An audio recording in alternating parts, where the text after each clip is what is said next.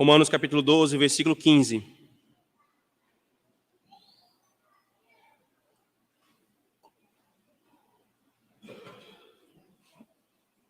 Romanos capítulo 12, versículo 15.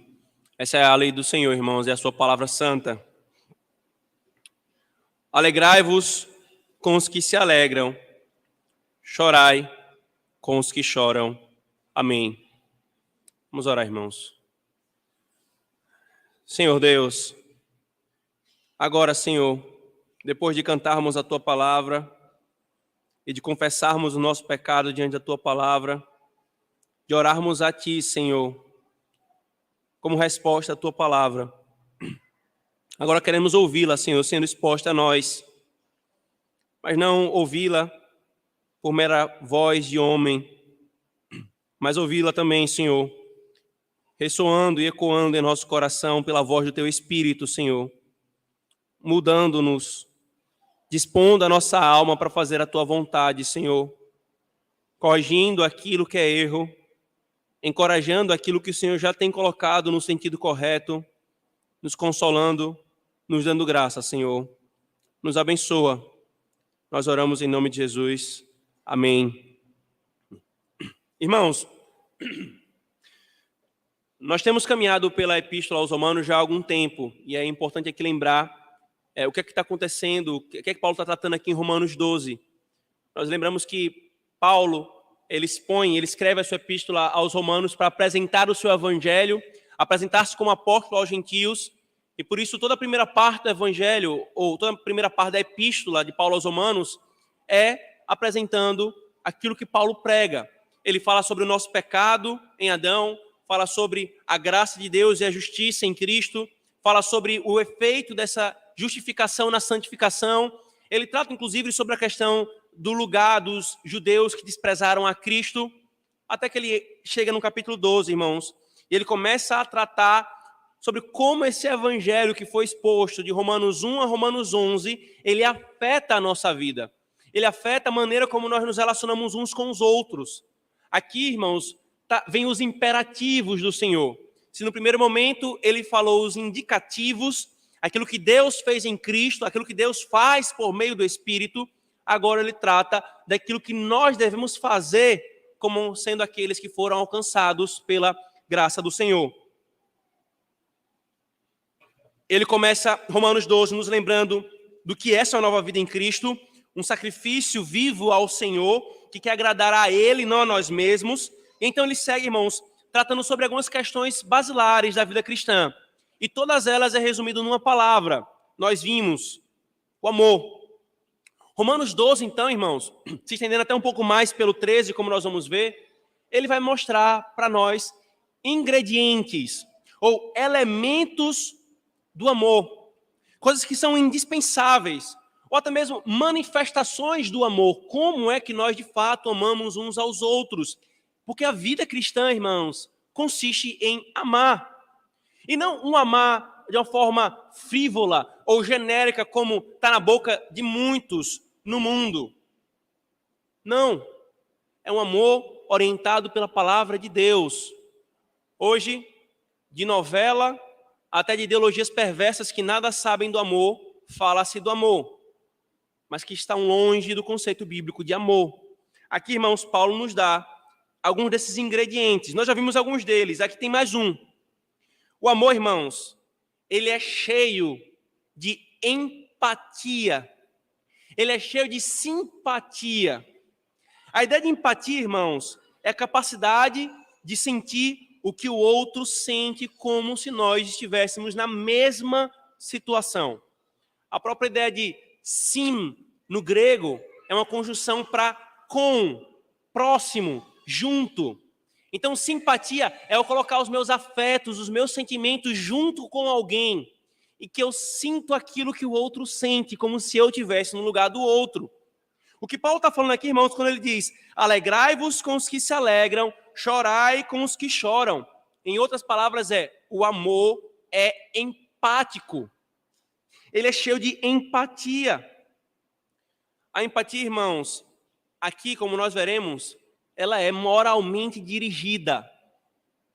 Ela está cheia de orientações da lei do Senhor. O amor, portanto, irmãos, é oposto ao egoísmo, e o egoísmo é pensar em si mesmo, apenas no seu próprio benefício. E o que é contrário ao egoísmo é a empatia. Quando eu não estou pensando apenas em mim mesmo, eu não estou pensando apenas no que eu sinto, no que eu quero, no que eu desejo. Eu estou olhando para o outro. Eu estou considerando o outro. Queridos, de tal forma que não há amor sem essa identificação. Esse amor empático, irmãos, ele é fruto da nossa união com Cristo. Ele é fruto da nossa unidade. Por que o nosso sentimento, ele tem de ser colocado no sentimento do nosso irmão? Porque nós somos um corpo. Você talvez nem lembra do seu dedo midinho, mas bate ele na quina de um móvel, vai doer. Você vai passar uns 5 minutos sentado, respirando, tentando pegar ar da dor, que é você topar o dedo midinho. Não tem como a cabeça não sentir o que o dedo midinho está sentindo. Essa é a base da nossa empatia. Essa que está por trás não é uma irmandade frívola, não é uma ideologia iníqua. Não, é Cristo como a base da nossa união um com o outro. Faz com que aquilo que o nosso irmão sente, nós sentimos também, irmãos. De tal forma que o bem de um é o nosso bem. A alegria de um é a minha alegria. A dor de um é a nossa dor. A tristeza de um é a nossa tristeza. É exatamente assim, irmãos. Novamente, não há amor sem essa identificação. Este ingrediente, irmãos, está no nosso amor um para com o outro. É interessante, Calvino ele nos é útil aqui quando ele resume bem o que Paulo está falando aqui. Ele diz da seguinte forma: a natureza do genuíno amor é tal que cada um prefere sofrer com seu irmão do que observar sua dor à distância, com uma atitude de indiferença e indisposição. Até onde as circunstâncias o permitam, cada um deve entrar nos sentimentos do outro, seja para sofrer com ele na adversidade, seja para alegrar-se com ele na prosperidade. E perceba que é mais do que simplesmente sentir de condolências. É um sentimento que nos move em direção ao outro. Nos move em direção ao outro, irmãos. Disso vem algumas questões práticas, irmãos, que fluem ou que antecedem. É tão simples isso aqui, é tão básico, mas tem algumas questões periféricas, irmãos, que estão associadas a essa aqui que nós vamos ver agora, para que nós possamos viver isso aqui. E como Paulo, irmãos, que escrevendo aos Filipenses, dizia a eles assim: vocês já estão fazendo isso. Eu estou falando isso aqui para encorajar vocês ainda mais. Da mesma forma, irmãos, nós podemos falar. Com a graça do Senhor, essa igreja tem se alegrado com aqueles que se alegram e tem chorado com aqueles que choram. Sim, louvado seja o Senhor por isso. Mas assim como o apóstolo Paulo falou para os filipenses, vocês já estão fazendo, mas não custa nada dizer para que vocês façam ainda melhor, para que vocês possam ser encorajados ainda mais. É assim, irmãos, a exposição da palavra de hoje.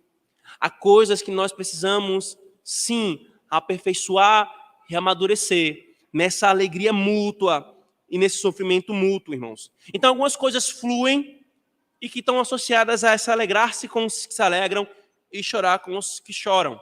A primeira, irmãos, bem prática. Bem prática. Como você vai se alegrar se você não conhece, se você não se envolve, se você não se abre e se você não se dispõe a receber quem quer se abrir? Você percebe que isso é óbvio? Alegrai-vos com os que se alegram, chorai com os que choram. Mas como você vai se alegrar e como você vai chorar se você nem ao menos se envolveu? Isso antecede esse mandamento. Para você viver esse mandamento, você precisa estar em verdadeira comunhão. Porque senão a sua alegria vai ser superficial, a sua tristeza vai ser falsa. Porque não tem envolvimento. O que Paulo está falando aqui, irmãos, pressupõe essa base de afeto e de envolvimento. Agora, vamos fazer um teste simples, irmãos, bem prático. Bem prático.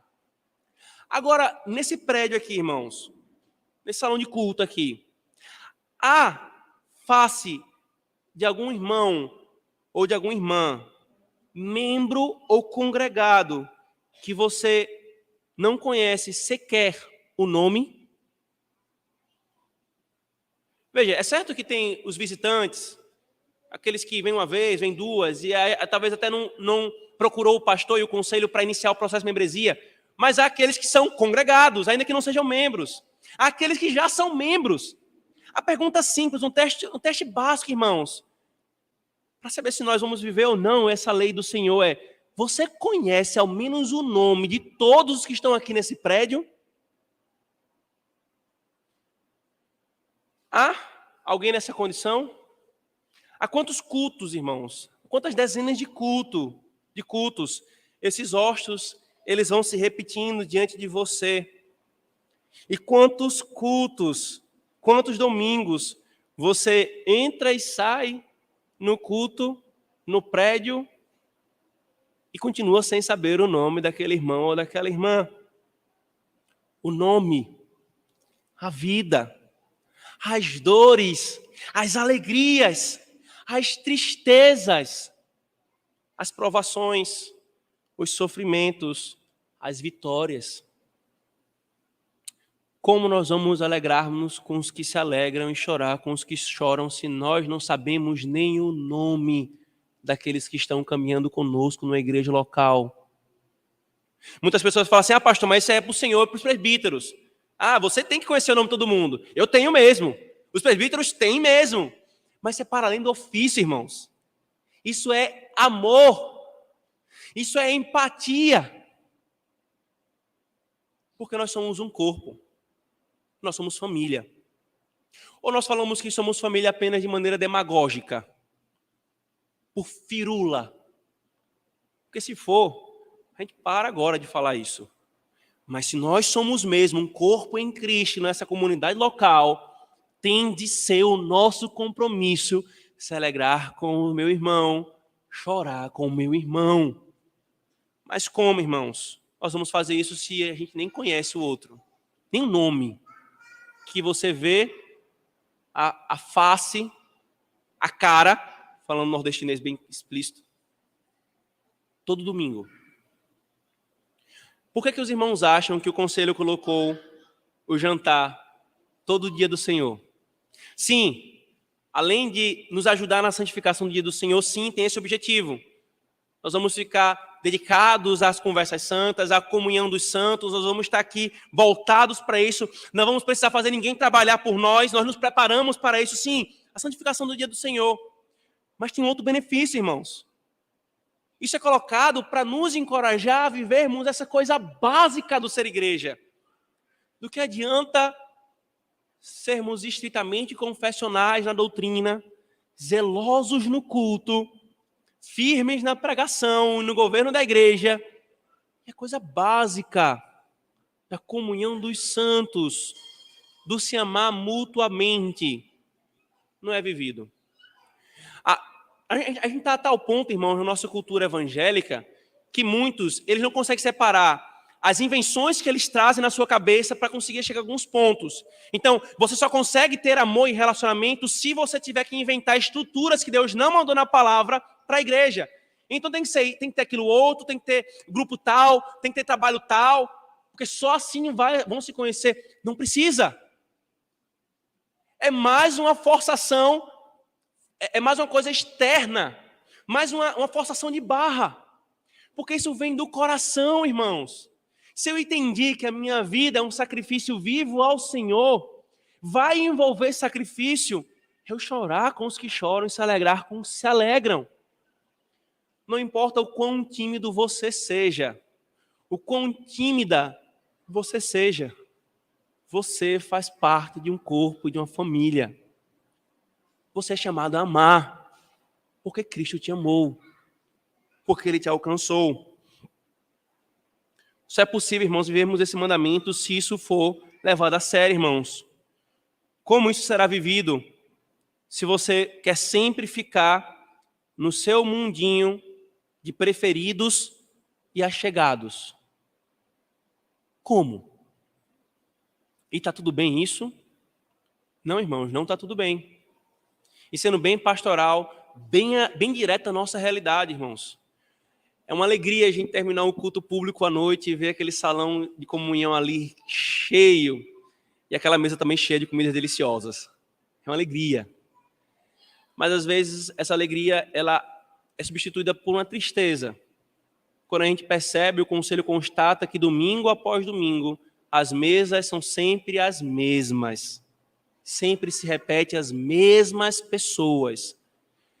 Como nós vamos viver se a gente só prefere estar junto daqueles que a gente já está chegado? Sendo que na providência do Senhor chegou mais uma família nova na sua igreja local.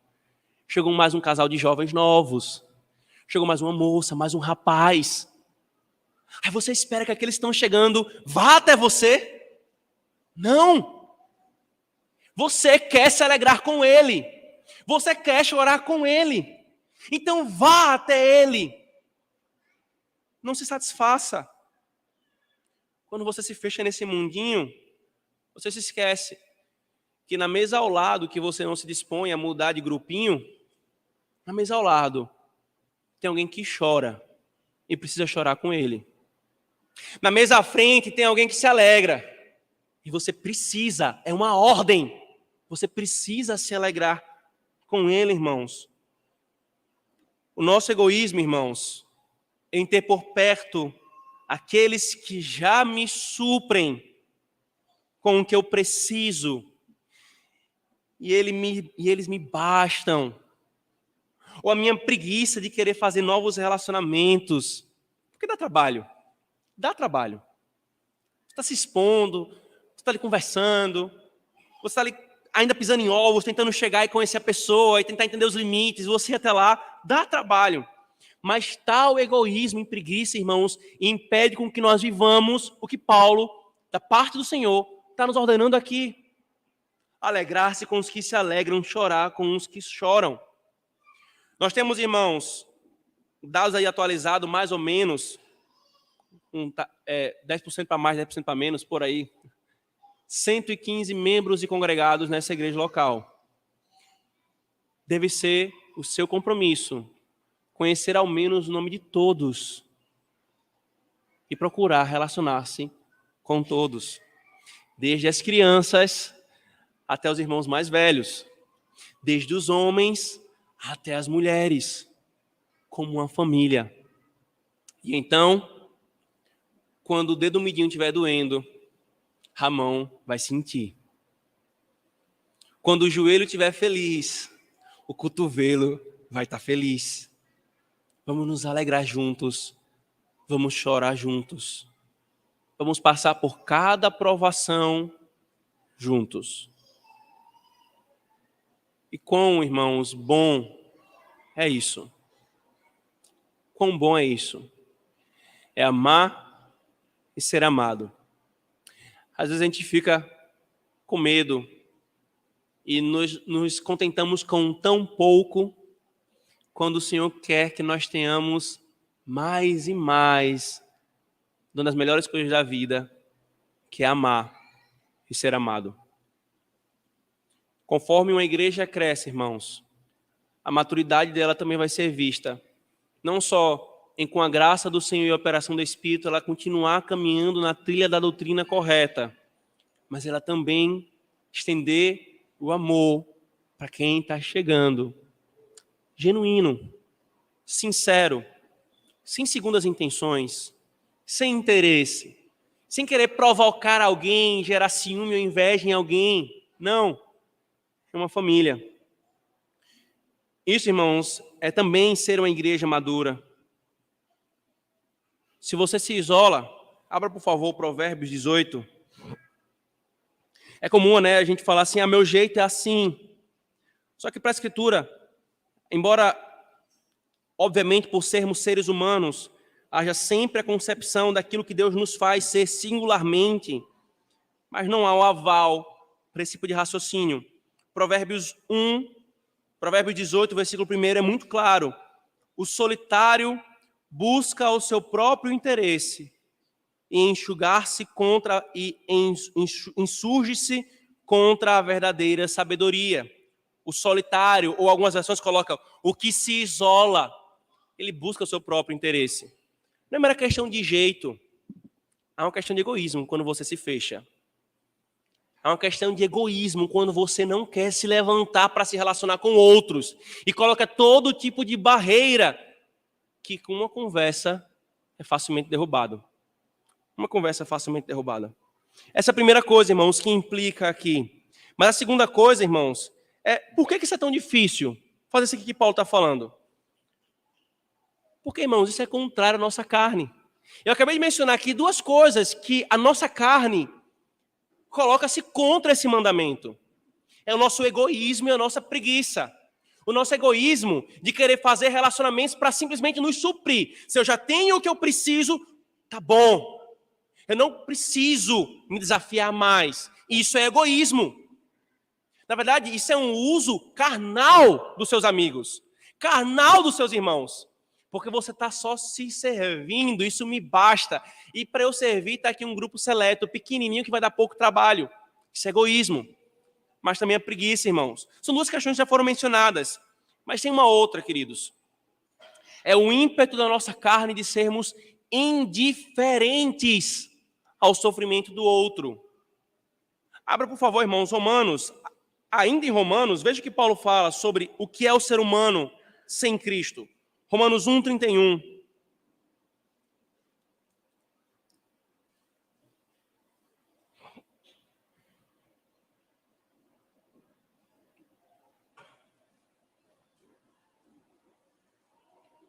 Paulo diz, irmãos, que os homens sem Cristo, eles são insensatos, pérfidos, sem afeição natural e sem misericórdia. Isto é, eles não conseguem colocar o coração na miséria do outro. Não importa o quão humanitário seja um ímpio.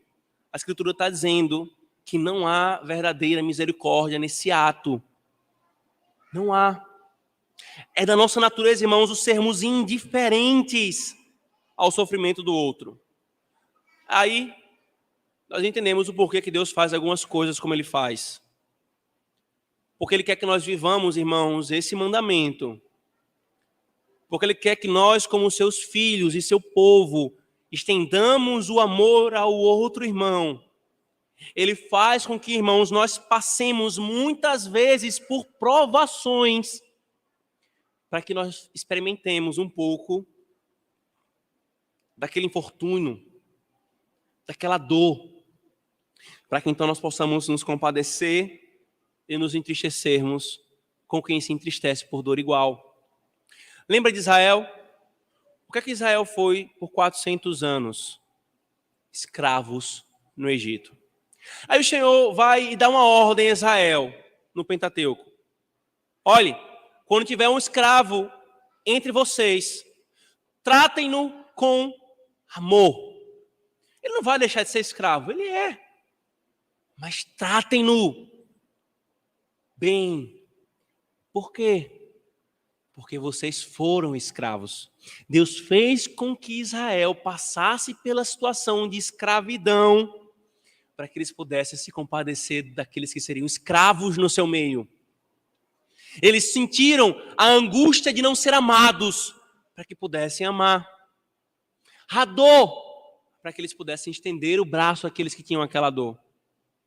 O próprio Senhor Jesus, irmãos, perfeitamente Deus e perfeitamente homem. O autor aos Hebreus fala em Hebreus capítulo 2, versículo 17, que ele precisou passar por tudo o que nós passamos para que ele pudesse ser um perfeito sumo sacerdote que iria se compadecer dos seus. Ele faz isso, irmãos, para que nós possamos ter, não só por teoria, mas por prática, a oportunidade de servir aos outros.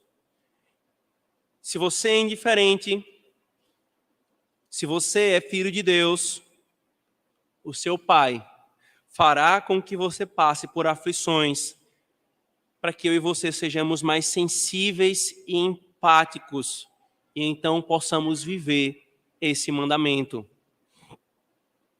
E veja que coisa, irmãos.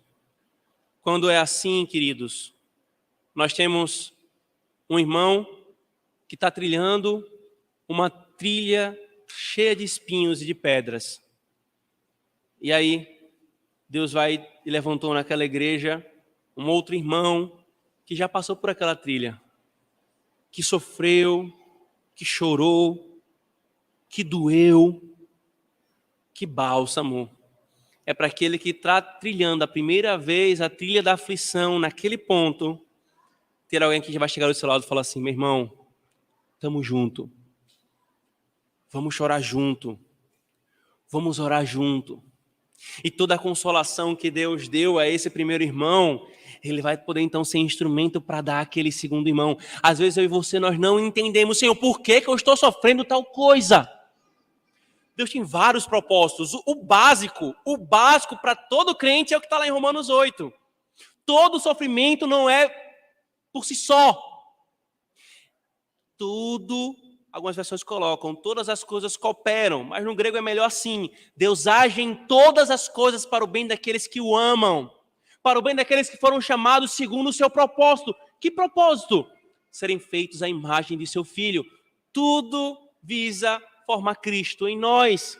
Mas entendendo esse propósito básico, irmãos, vem outros propósitos, e um deles é: lembre-se sempre, quando você passar por alguma angústia, por alguma aflição, por alguma dor, e nesse processo o Senhor lhe fortalece, lhe dá consolo, lhe dá graça, lembre-se, Deus está lhe preparando para servir outra pessoa, outro irmão.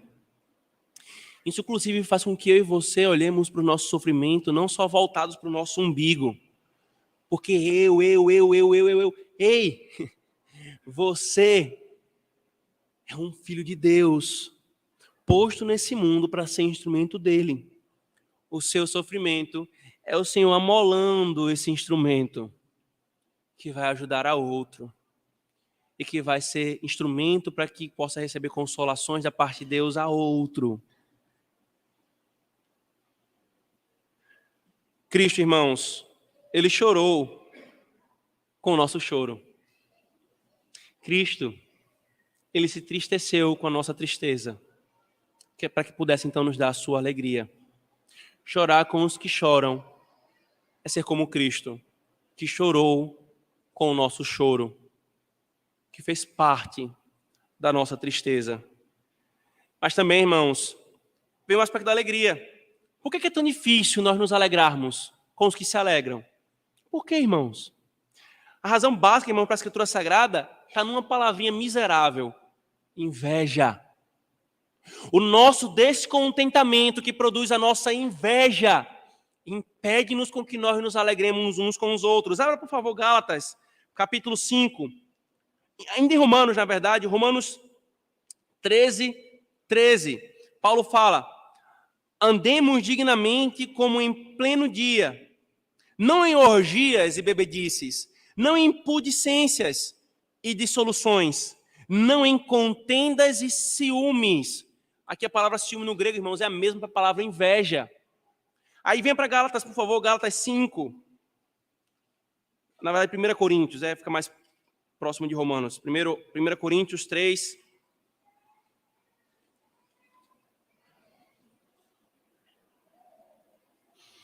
Paulo repreendendo a igreja de Corinto: porquanto, havendo entre vós ciúmes ou invejas e contendas, não é assim que sois carnais e andais segundo o homem? Ainda, irmãos, Gálatas, capítulo 5, versículo 26, por favor.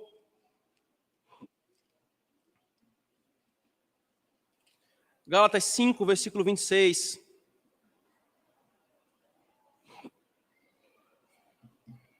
Paulo diz, versículo 25 e 26, se vivemos no Espírito, andemos também no Espírito. Não nos deixemos possuir de vanglória, provocando uns aos outros, tendo inveja uns dos outros. Irmãos, qual é a nossa dificuldade de nós nos alegrarmos com quem se alegra? Essa raiz, irmãos. Essa raiz da inveja que torna-nos incapazes de nós nos alegrarmos com os outros. O meu descontentamento, que resulta na minha inveja, me faz crer que eu, e só eu, mereço ser feliz. Que a felicidade é exclusivamente para mim. E se não exclusivamente, primeiramente, prioritariamente para mim. Eu não posso ver outro feliz e me alegrar com ele. Não posso. E aí nós pensamos, irmãos, não, pastor, isso é muito sórdido. Isso acontece mesmo? Acontece, irmãos. Aqui tem vários exemplos. Às vezes, uma moça não consegue se casar, um rapaz não consegue se casar, mas vê os outros se casando e seu coração se entristece sobremaneira. Ele não tem uma doença. O que tem é inveja, o descontentamento, a impaciência com a soberania do Senhor. Não consigo ficar feliz porque outros estão encontrando varões e varoas. Eu fico com inveja e eu não me alegro. Ou ainda, irmãos, um irmão consegue uma promoção ou Deus abençoa a empresa de alguém e ele começa a prosperar financeiramente e eu estou ali querendo a mesma coisa, desejando aquilo, trabalhando para aquilo e Deus na sua providência não me deu, ou não me deu ainda. Mas eu não consigo me alegrar. Eu tenho que procurar alguma coisa para criticar, para jogar areia, para não ficar feliz com aquilo. Inveja. Ou ainda, irmãos, Deus na sua providência às vezes dá um bebê para alguém e não dá para outra pessoa. E aí, se meu coração não está trabalhado no Senhor por eu não ter aquilo, eu já não consigo nem mais ouvir falar sobre bebê, sobre gravidez. E muitos, inclusive, com aval. Não falemos sobre bebês, porque pode ter alguém que não consegue ter. E isso pode ser uma dor. Aqueles que têm que se entristecer com quem não tem. Mas aqueles que não têm que se alegrar com o que tem. O mandamento é mútuo. E é isso que é maturidade. É imaturidade quem tem, não olhar com condolência aquele que não tem algo. É imaturidade também aquele que não tem, não olhar com alegria para aquele que tem. Alegrar-se com os que se alegram e chorar com os que choram, irmãos, é uma porta fechada para esses pecados em nosso coração. O pecado do egoísmo, o pecado de só pensar em si mesmo, o pecado da inveja, o pecado da indiferença, irmãos. É por isso, queridos, que Calvino, ele também disse, deixar de dar boas-vindas à felicidade de um irmão com genuína alegria é sinal de inveja. E deixar de demandar real tristeza em seus infortúnios é sinal de desumanidade. Não é só um sentido nem só outro. É os dois, irmãos. Isso é contrário à nossa carne, irmãos. Sim. É por isso que Paulo fala isso aqui como sendo a realidade da nova vida em Cristo. Porque isso é santidade. Quando você se alegra com verdadeira alegria pelo bem do outro, você está sendo santo. Quando você se entristece de verdade com a tristeza do outro, em tudo que lhe é possível, diante daquilo que Deus lhe deu, você procura aliviar aquela tristeza de forma lícita e devida, você está se santificando. Às vezes a gente procura a santidade só em coisas mais escrambosas, e sim, ela também está ali, mas ela também está aqui. Coisa simples. Se alegrar e chorar, irmãos. Assim como chorar com os que choram é ser igual a Cristo, porque Ele chorou com a nossa tristeza. Assim também, irmãos, se alegrar com os que se alegram é o Evangelho. Sabe por quê? Porque quando você se alegra com a vitória de Cristo, você está crendo. Você está participando dessa vitória. Crer é se alegrar com a vitória de Cristo. Lembra do Salmo 20 que nós cantamos? O que nós cantamos ali quando nós estamos cantando o Salmo 20? Era a igreja na antiga aliança cantando a Deus, dizendo: Senhor, dá vitória ao nosso rei. E quando o Senhor der vitória ao nosso rei, o Salmo fala: nós vamos cantar jubilosos, vamos hastear pendões, porque a vitória dele é a nossa vitória. Alegrar-se com Cristo é o evangelho. E quando você se alegra com o seu irmão e se entristece com o seu irmão, isso também é o evangelho.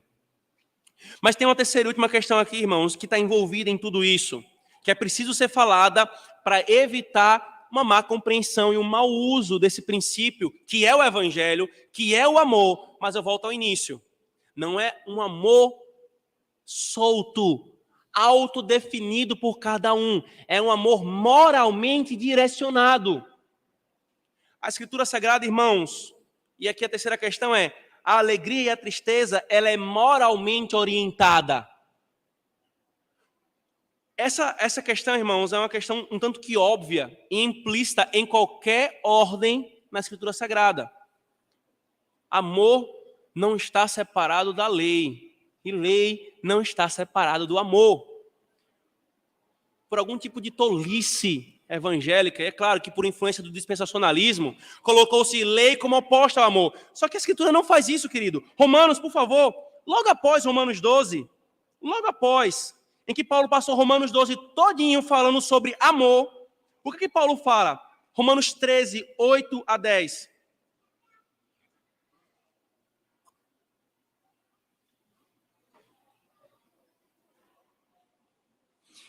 A ninguém fiqueis devendo coisa alguma, exceto o amor, com que vos ameis uns aos outros.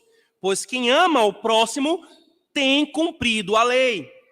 Por isto, não adulterarás, não matarás, não furtarás, não cobiçarás, e se há qualquer outro mandamento, tudo nesta palavra se resume: amarás o teu próximo como a ti mesmo. O amor não pratica o mal contra o próximo. De sorte, o cumprimento da lei é o amor.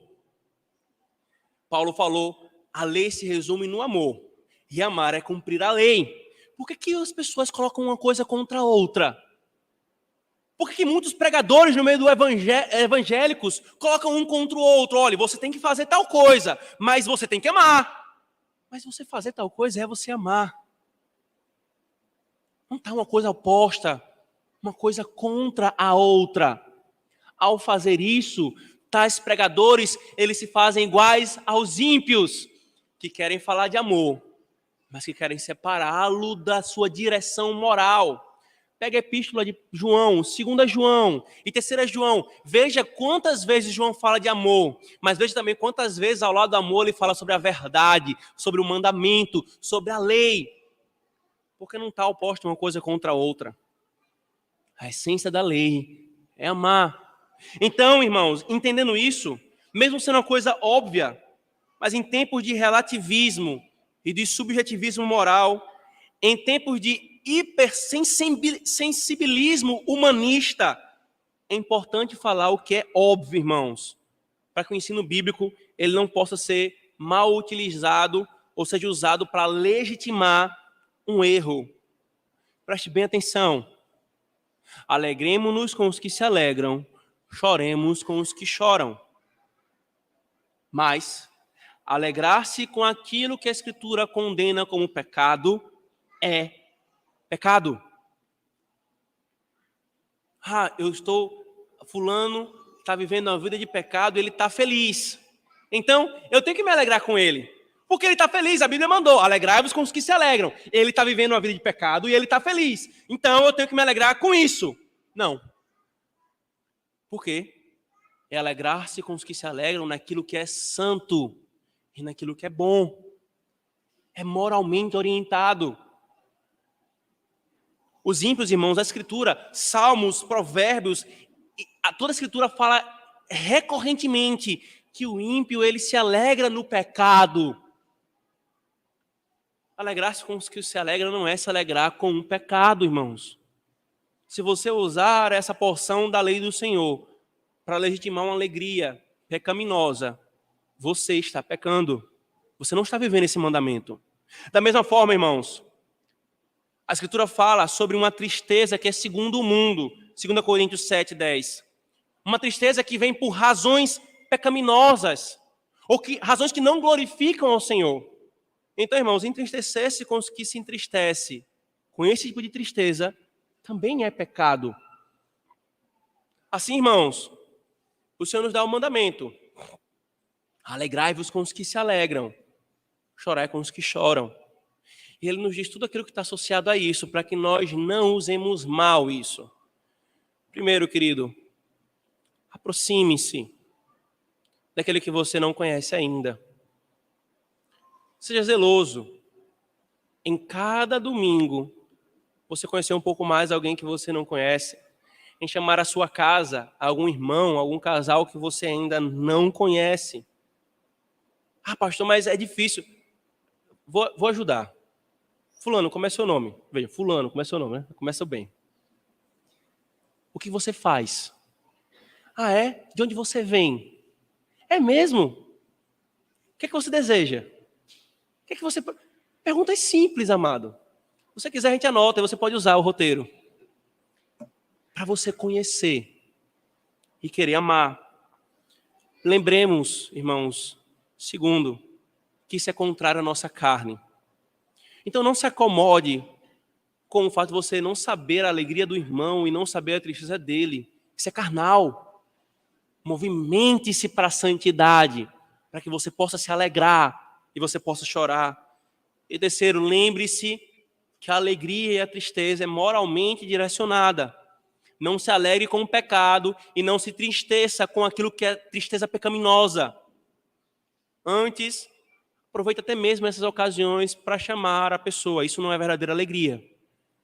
Isso não é uma tristeza aprovada pelo Senhor.